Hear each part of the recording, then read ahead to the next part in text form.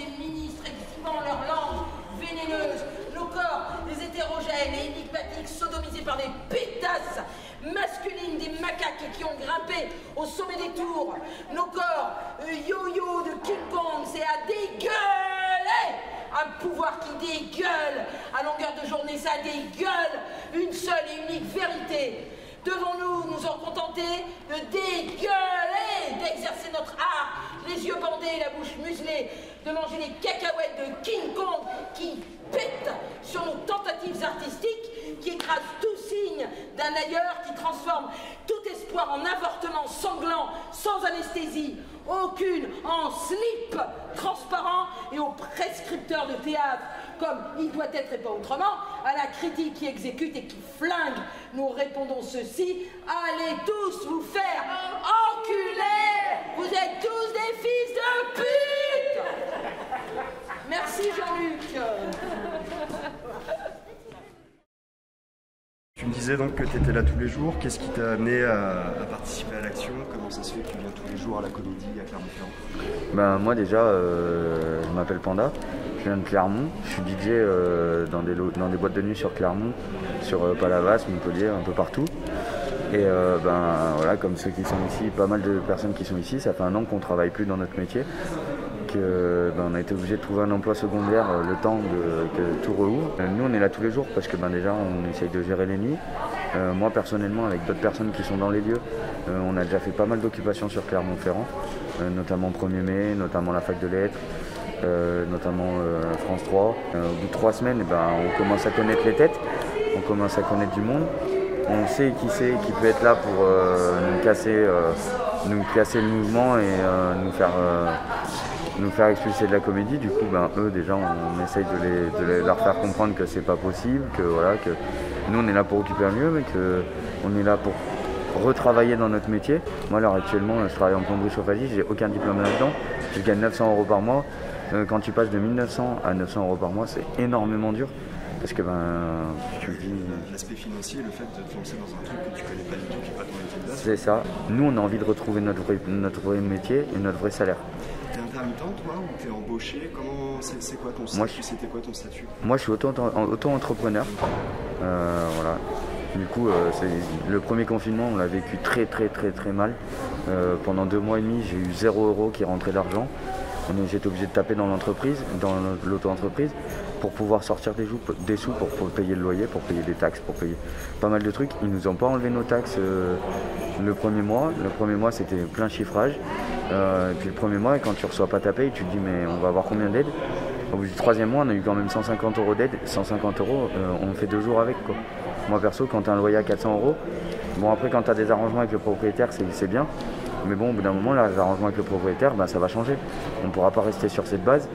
Et puis, c'est vrai que nous, là, on est vraiment à bout du bout. Est-ce que tu es optimiste sur la reprise, par exemple, cet été ou pour septembre? Moi, perso, je pense pas qu'on rattaquera avant septembre. Il y en a qui disent mi-mai.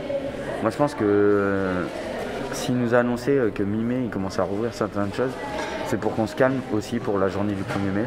Pour pas trop foutre le bordel, de pas trop...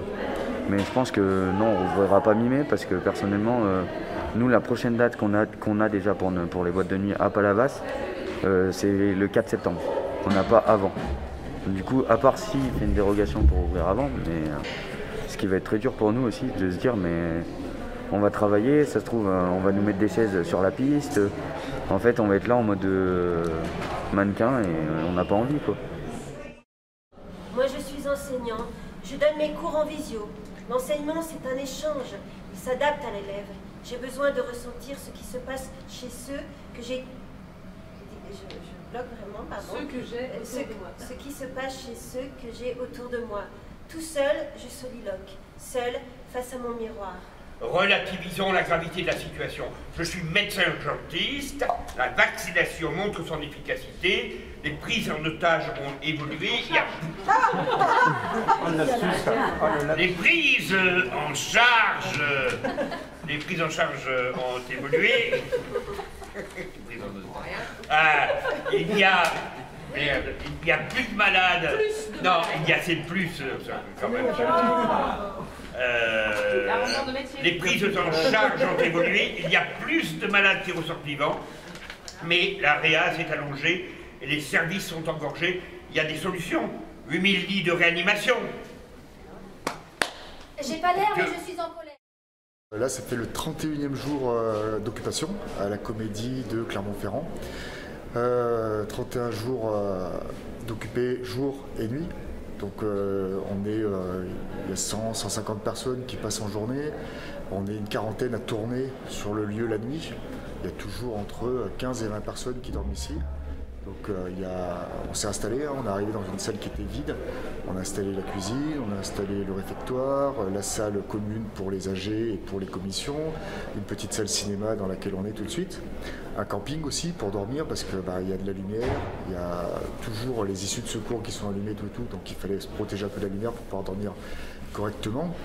Et puis donc depuis 31 jours, il s'est passé beaucoup de choses, quoi. Déjà il s'est passé qu'on s'est mis en réseau les uns les autres, ce qui n'était pas forcément évident parce qu'on ne se connaissait pas tous. En sachant que le lieu ici, à l'origine, c'est les intermittents et le monde du spectacle qui l'ont occupé, mais qu'on a très vite été rejoints par d'autres personnes qui aujourd'hui sont en péril, comme la culture, notamment les étudiants des Beaux-Arts, qui eux n'ont pas de courant présentiel ou très peu de courant présentiel, qui n'ont pas accès aux ateliers comme ça devrait être prévu, donc qui sont obligés, qui sont un peu en galère. Hein. On a été rejoints aussi après par des jeunes de la Free Party, par beaucoup de gens aussi qui sont autonomes, qui ont l'habitude des vies en collectivité, en communauté. Et voilà, donc après tout s'organise entre nous, quoi, au niveau des repas, au niveau de la gestion du lieu, du ménage et tout. On est en totale autogestion ici. Alors non, je ne suis pas du tout de ce métier-là. Moi, je travaille en maintenance et sur bâtiment à l'université. Et je fais des banderoles pour soutenir la Comédie de Clermont et l'occupation notamment des intermittents. Puis je suis arrivé une semaine et demie après le début de l'occupation. Je les ai rencontrés sur la manifestation, la grosse manifestation où la piraterie a sorti son dracard de pirates. Voilà. Et donc je suis venu sur l'occupation et puis adhérant aux idées, j'ai décidé de m'impliquer et puis de venir dormir aussi sur le lieu du coup. C'est quoi ton rapport personnel que tu as avec la culture en règle générale? Eh bien, alors ça fait quelques années que je suis militant et que je soutiens les diverses actions qu'il y a à Clermont-Ferrand, que je m'intéresse au pourquoi des manifestations.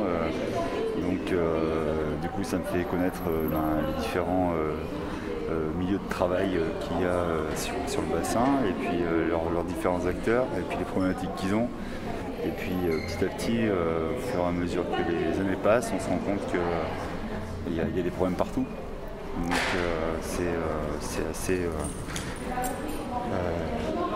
c'est assez invisibilisé finalement parce qu'il n'y a pas tout le temps des manifestations alors que tous les jours il y a des problèmes par exemple. Et que finalement les secteurs sont assez dispatchés. Et là actuellement, dans ce contexte-là, avec une occupation à Clermont, moi c'est mon point de vue personnel, mais je trouve que c'est mériterait que les personnes justement qui galèrent à droite à gauche, ils viennent passer ici et se retrouver, parler de leurs problèmes ici. C'est autre chose qu'en manifestation. On peut s'aménager un coin de table avec les chaises, on peut se mettre autour de la table et discuter. C'est plus d'actualité. Les rues sont vides. Et en fait, c'est une vraie chance d'être ici. Par rapport à ça, on a la distanciation, la fameuse distanciation sociale est rompue en fait. Voilà. Donc on garde nos distances par rapport à le port du masque, le fait de ne pas se transmettre le Covid. Mais on retrouve du contact social qui manquait vraiment là depuis un an. Et ça fait énormément de bien à la tête.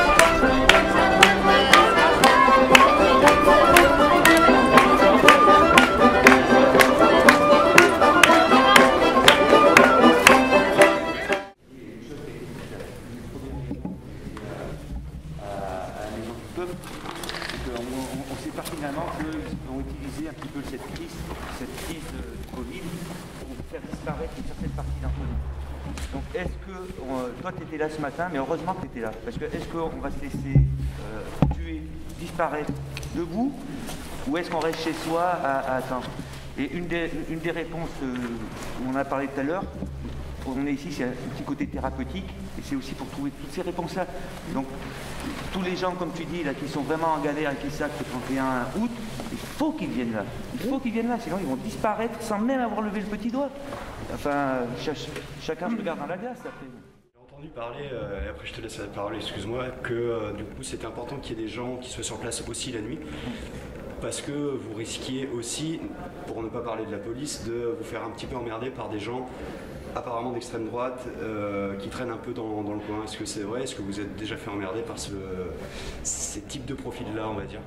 Alors on a eu 2-3 visites depuis le début de l'occupation par a priori des gens de l'Action française. Quoi. Okay. Enfin, il n'y a rien de dramatique puisque dès qu'on sort, ils essaient de nous piquer des banderoles, hein, c'est les prises de guerre, et puis dès qu'on sort, ils lâchent la banderole, ils partent en courant. On aimerait bien discuter avec eux, mais a priori, ils sont aussi cons que leurs idées, donc il n'y a pas de discussion possible. Quoi. Est-ce que la préfecture, la mairie, vous avez du soutien? Est-ce qu'ils vous disent, bon, il ne faudra pas rester trop longtemps ici? Est-ce que vous n'avez pas de nouvelles? La préfecture, il n'y a pas de nouvelles de la préfecture. Ouais. De toute manière, le préfet Chopin, c'est quelqu'un, on sent qu'il est dans une optique très autoritaire, très liberticide d'ailleurs, hein, notamment le port du masque pour les villes de port du masque obligatoire pour les villes de 1000 habitants, c'est complètement grotesque. Il n'y a aucune étude sérieuse qui dise, ou même pas sérieuse d'ailleurs, qui dise que le port du masque à l'extérieur soit bénéfique.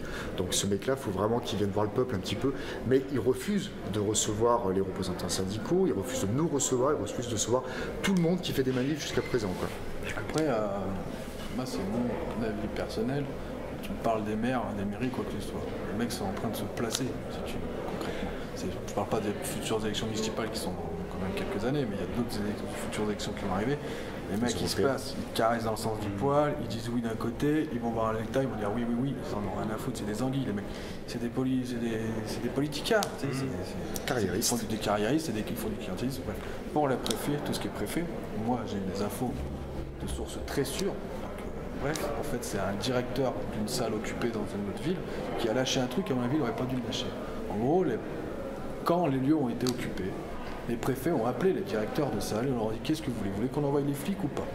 Sachant que c'est que des scènes nationales qui sont occupées au début, c'était pas très bon pour l'image. Tu peux pas envoyer des CRS tabasser des mecs pour la culture sur des scènes nationales, donc nos impôts qui payent ces scènes, c'est pas drôle. Donc le directeur il a dit non, laissez faire, on va gérer le truc, de toute façon on va gérer le truc.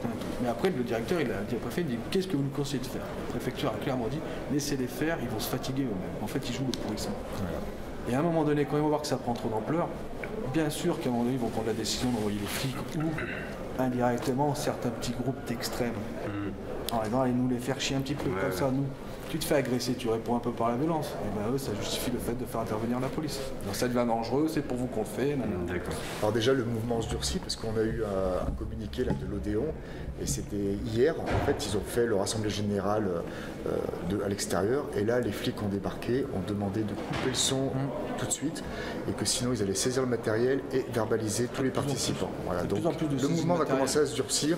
On va le voir dans les semaines qui arrivent. Hein. Nous, ici, pour l'instant, clairement, c'est vrai que c'est une occupation qui est assez tranquille. Parce qu'on nous a ouvert les portes, parce que c'est soutenu par la mairie, hein, tu te demandais par rapport au maire, effectivement ils soutiennent, ils se mouillent pas trop non plus, hein, mais ça se durcit quoi, ça c'est sûr et certain. Le jour où le préfet va dire vous me dégagez tout ça, je serais bien curieux de savoir si le maire il va envoyer la municipale ou c'est la nationale qui va dérouler, sachant que c'est un lieu municipal, j'aimerais bien voir son positionnement à ce moment-là. Le premier jour d'occupation à l'Odéon, ça a été un train qui est parti. La plupart des autres salles, ils vont le prendre en route pour pas louper ce format d'action. C'est une occupation de lieu. Après, le handicap, c'était une occupation de lieu fermée. Donc pour l'impact de l'opinion publique, ça n'avait pas trop d'impact en fait. Mais par contre, ce qui a été très intéressant, c'est que ça a permis de créer ce que j'appelle des maisons de maires pour des convergences de lutte sociale en fait, un gros malaise social en général. Donc en dehors de tout ce que Seb a dit, il y a aussi pas mal de collectifs comme les droits de l'homme, Greenpeace, Attaque, t'as des syndicats qui viennent s'y mettre. T'as aussi des groupes comme les infirmières, certains groupes qui sont dans le secteur privé qui viennent, tu as même le public. Comme tout à l'heure, il y a un gars qui a fait l'attention, il dit moi je suis juste un gars du public, qui commence à s'intéresser. Donc ça fait vraiment un mouvement de masse populaire qui est en train de se dire on va reprendre les choses en main en fait. Parce que tu nous as posé la question, est-ce que les revendications sont écoutées Pas du tout en fait. Ils en ont rien à foutre. Eux ils visent le pourrissement du truc. Et au début, ils croyaient que c'était que la culture, qu'ils se sont dit, de toute façon, les salles sont fermées, il n'y a pas de taf, ils vont se fatiguer eux-mêmes. Sauf que là, ça converge et ça communique. Bon, enfin, une fois, ça reprend en fait les vraies causes de manifester dans la rue, le vrai droit de manifester en fait. Un ras-le-bol social, tous ensemble. Quoi. Et donc, c'est ça qui est intéressant et qui est même chaud. Et les revendications, comme ça, elles deviennent de plus en plus nombreuses. Et c'est vrai que moi, je t'expliquais plus la nuit, mais le jour, c'est vraiment énorme. Tous les gens qui passent, c'est vraiment plein de métiers différents, plein d'activités quoi, qui sont quelque part complémentaires aussi, puisque en fait, tout est lié, quelque part. Que ce soit la cause écologique, la cause sociale, la cause politique, la cause économique, tout est lié. Quoi. C'est toujours, on est en face d'un gouvernement qui est ultra-libéral et qui est sécuritaire et qui ne supporte pas la contradiction.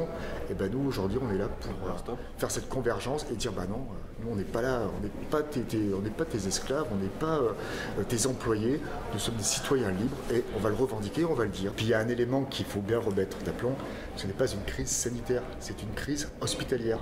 C'est-à-dire que, oui, il y a une maladie, mais il y a surtout un manque de moyens conséquents pour les hôpitaux publics et on continue la casse de l'hôpital public. On ne parle même pas des autres services publics, mais la casse du service hospitalier, elle est encore aujourd'hui. Là, cette année, ils vont encore supprimer des lits et ça va continuer, ainsi de suite. Et après, on vient culpabiliser les gens. On peut prendre un exemple concret. Vous prenez la Bachelot, quand elle était ministre de la Santé, elle a fait quand même une suppression de 40 000 lits. Donc elle a fait de la merde, faut pas se mentir. Putain, elle vient cette année, elle est ministre de la Culture, c'est une quiche. C'est quand même pas de bol. Elle a l'indécence de quand même dire, à un moment donné dans les interviews, est-ce que vous êtes déjà allé à l'opéra? Elle dit oui, en catimini, en petite souris, je me suis fait un petit kiff privé, aller voir un opéra en plein confinement. Vous en êtes tout, de l'indécence, vous êtes de la gueule de cheat, on peut même pas aller au cinéma et eux ils vont se taper. Mais on est à l'époque des rois là ou Vous avez du personnel hospitalier un petit peu qui se joint à votre mouvement? Ça arrive. Alors ils sont venus, on a fait une grosse après-midi où ils ont expliqué ce qui se passe chez eux et effectivement ce qui se passe chez eux, c'est ce qu'on est en train de te dire, c'est qu'en fait il y a vraiment un manque de moyens conséquents, qu'ils travaillent, que même s'ils ont le Covid, ils vont bosser eux, ce qui est quand même dingue, les gens ne le savent pas mais c'est la réalité, et puis ils sont payés à coups de lance-pierre, ils sont fatigués, ils sont extrêmement fatigués, ils n'ont plus de vacances, etc.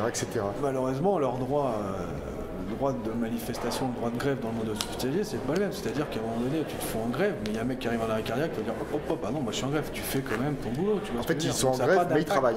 Ils sont en grève, mais ils travaillent. Donc ça n'a pas d'impact. Donc ils sont venus nous rejoindre, ils nous ont demandé de les soutenir quand ils faisaient 2-3 manifs, en nous disant clairement, par contre, est-ce que vous pouvez nous laisser en gros l'image, quoi, parce qu'à chaque fois dans les manifs, ils se font bouffer.